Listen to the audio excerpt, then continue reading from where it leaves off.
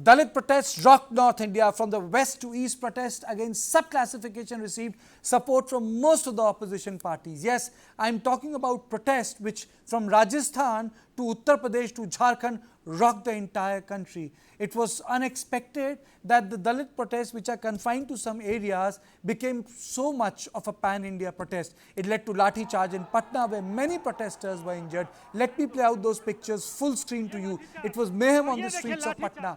We have an exclusive walkthrough from Bharat Bandh protest in Bihar, which I'll play a little later. But let me take you through all these visuals. In the melee, even the officers got injured.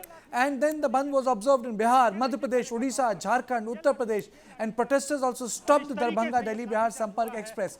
And we will take you to some of the political reactions of Tejasvi Yadav and Supriya Srinath and Sachin Pilot later. But right now the issue is this SC, ST subclassification brought entire North India to a boil. When I use the word, it means to a boil. We will show you visuals from Agra, Lucknow, Gwalior, Ajmer, and then you will understand that suddenly the Dalit narrative has become extremely important in the Indian politics. But why have they gained so much of traction?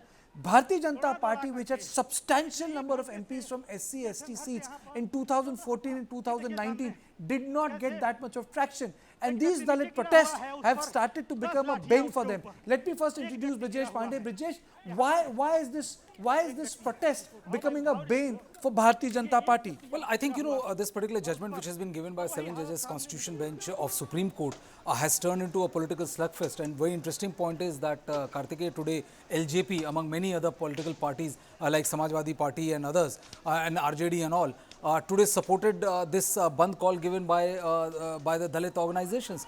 The fact is that the government of India also realizes that it has a potential to run away with the political narrative, and most importantly you have to understand that in the next 10 months elections are going to be held in several key states like Maharashtra, Haryana, Jharkhand, Delhi, Bihar. So and if there is a potential of the opposition parties running away with the narrative and lose the scheduled caste and scheduled tribes vote, then I think the BJP would be and the government would be in a real deep soup. Okay, now let me go across to Dr. Birendranath Prasad, Senior Assistant Professor, Center for Historical Studies, JNU, sir.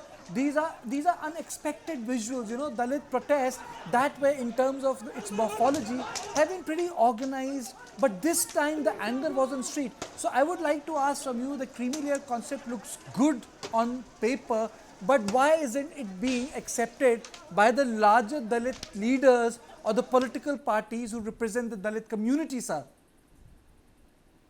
Sir, first we need to understand what do we mean by cream. Does a government job for 1 or 2 generations really makes you cream, compensate for the centuries of discrimination your family has faced? The thing is that I will give you just one example from yesterday. Yesterday news came in Indian Express, New Indian Express, that my university where I am teaching, JNU, is planning to downgrade. It has around 200 posts of senior faculty level, professor and associate professor.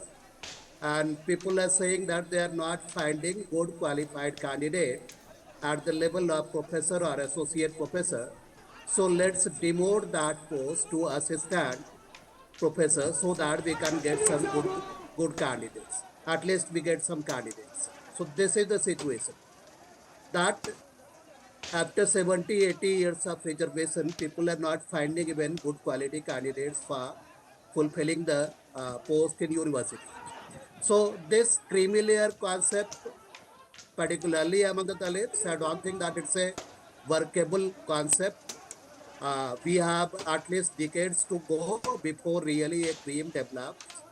In fact, most of the vacancies in higher academia, in many technical kind of cadre, that remains unfulfilled basically due to this. So this is not the appropriate time to go for this kind of creamy layer concept.